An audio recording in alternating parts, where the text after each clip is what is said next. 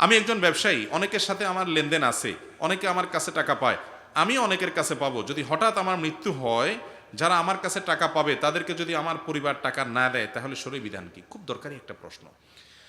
আপনি লোন নিয়েছেন, হাওলাত নিয়েছেন, জীবনে চলার জন্য লোন হাওলাত করা লাগতেই পারে। অনেকে লোন হাওলাত করলে এটাকে খারাপভাবে দেখে, না এটা কোনো খারাপ কিছু না। আমাদের নবী করিম সাল্লাল্লাহু আলাইহি সাল্লাম হাওলাত নিছেন না নেন নাই? মুসলমানের থেকে তো নিছেন, এক ইহুদির কাছ থেকেও ধার নিয়েছেন। বিধায় মানুষের প্রয়োজনে মানুষ ধার নেয়া দেওয়া এটা করতেই পারে।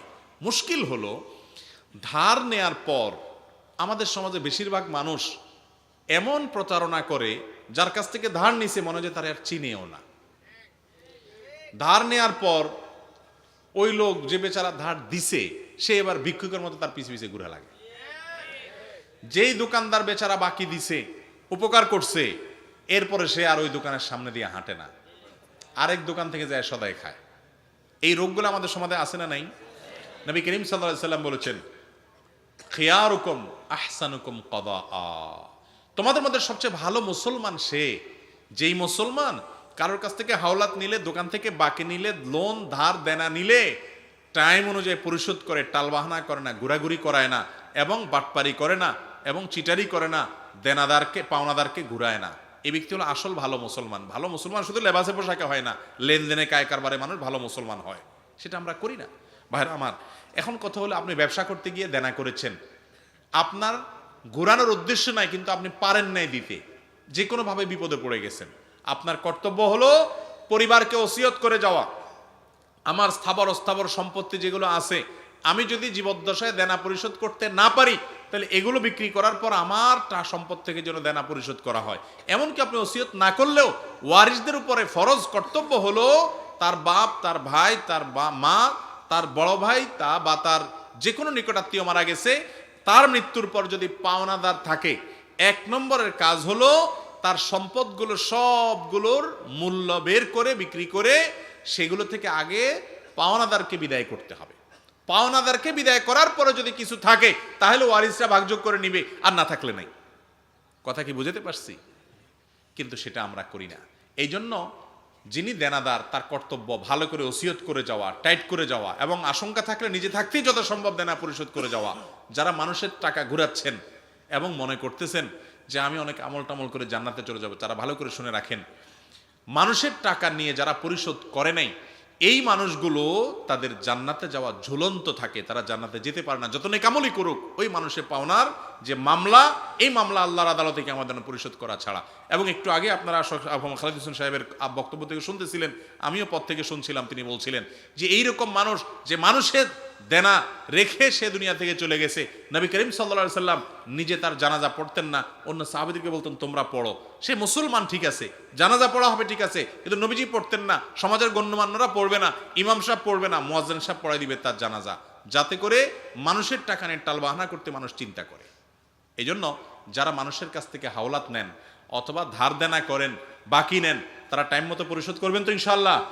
যদি আপনার চেষ্টার পরে আপনি দিতে না পারেন, আপনার ইচ্ছার কোনো ত্রুটি নাই, বিপদে পড়ে গেছেন, নিরুপায় হয়ে গেছেন, আল্লাহর কাছে আশ্রয় প্রার্থনা করবেন।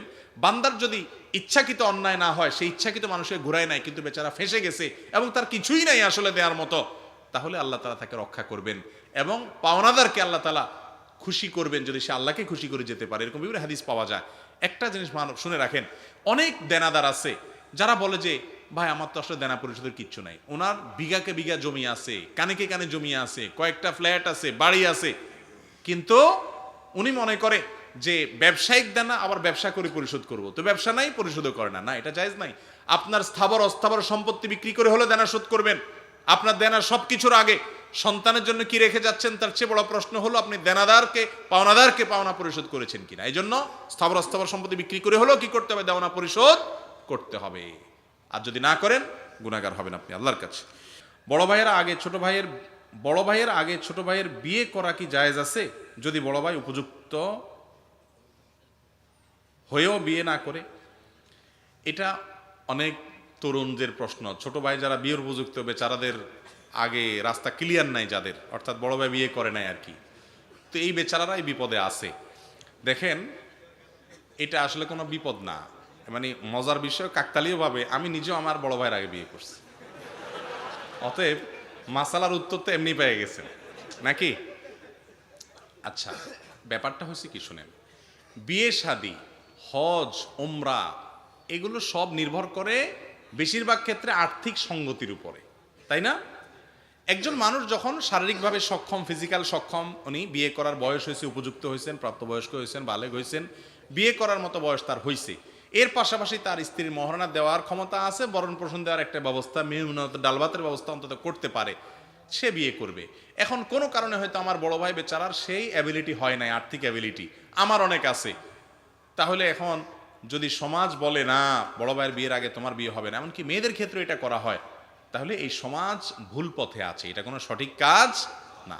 তবে হ্যাঁ, ছোট ভাইয়ের যদি অনেক পয়সা কড়ি থাকে তাহলে বেচারা কিছু পয়সা কড়ি দিয়া বড় ভাইকে বিয়ে করে দেওয়া উচিত।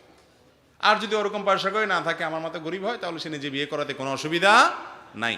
মুরব্বীরাও এক্ষেত্রে কার্পণ্য করবেন না, বাধা তো মুরব্বীরা দেয় বেশিরভাগ, যুবকরা তো করতে চায়। অতএব মাসালা মুরব্বীদের বুঝতে হবে ভালো করে যে আপনার বড় ছেলের আগে মেজো ছেলে বা ছোট ছেলে যদি বিয়ে করে, শরীয়তে সেটা খারাপ কোনো কিছু না।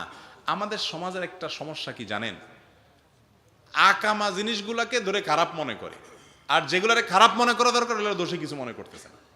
যৌতুক আনতেছে সেটাকে খারাপ কিছু মনে করতেছে না, ঠিক না? আবার ছোট ছেলে আগে বিয়ে করছে, বিধবা মহিলা বিয়ে করছে, তালাকপ্রাপ্তা মহিলা বিয়ে করছে, তাহলে সেটাকে খারাপ মনে করতেছে। সমাজটাই নষ্ট হয়ে গেছে, ঠিক না ভাই? ঠিক। যেটারে খারাপ মনে করা দরকার সেটাকে খারাপ মনে করতেছে না, যেটা ভালো কাজ সেটাকে কি মনে করতেছে? খারাপ মনে করতেছে। অতএব বড় ভাইয়ের আগে ছোট ভাই, বড় বোনের আগে ছোট বোনের বিয়ে হওয়াতে শরঈ দৃষ্টিকোণ থেকে কোনো অসুবিধা নাই।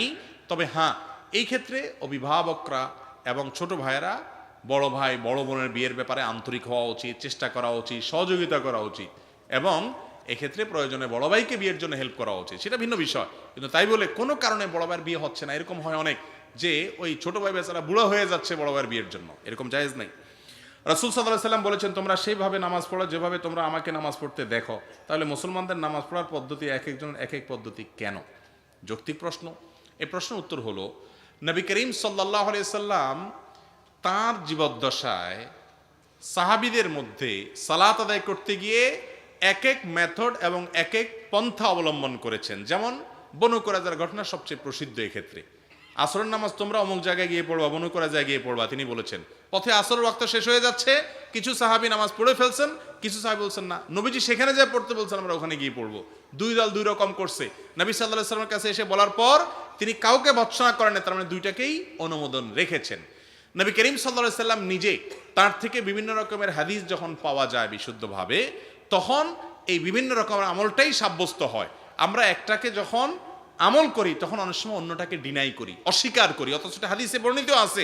এটা হলো ভুল আমাদের। নবী করিম সাল্লাল্লাহু আলাইহি ওয়াসাল্লাম থেকে যদি একাধিক অপশন বর্ণিত থাকে, হাদিসের মাধ্যমে যদি, কোরআনের মাধ্যমে একাধিক অপশন যদি প্রমাণিত হয়, তাহলে সে একাধিক অপশনকে ডিনাই করার কোনো সুযোগ নাই। খোদ সাহাবীদের আমলে একাধিক ভাবে সালাতের ক্ষেত্রে, বিভিন্ন মাসালার ক্ষেত্রে একাধিক নিয়ম, একাধিক মাসআলা ফলো করা হতো, কেউ সেটাকে ডিসকারেজ করতো না। যার যার ইজতিহাদ, লাহু ফাহাম লাহু ইজতিহাদ। তো এখন আমাদের এখন যেটা হয়েছে, আমরা মনে করি না একটা সঠিক হবে বাকি সব ভুল হবে, এটা ভুল কথা। একাধিক পদ্ধতি যদি হাদিস এবং কোরআন থেকে অ্যালাউড হয়, তাহলে কেউ কোনোটাকে শক্তিশালী মনে করছে, বেশি দলিল সমিতি মানুষটা আমল করতেছে, আমি তাকে ডিসকারেজ করব না।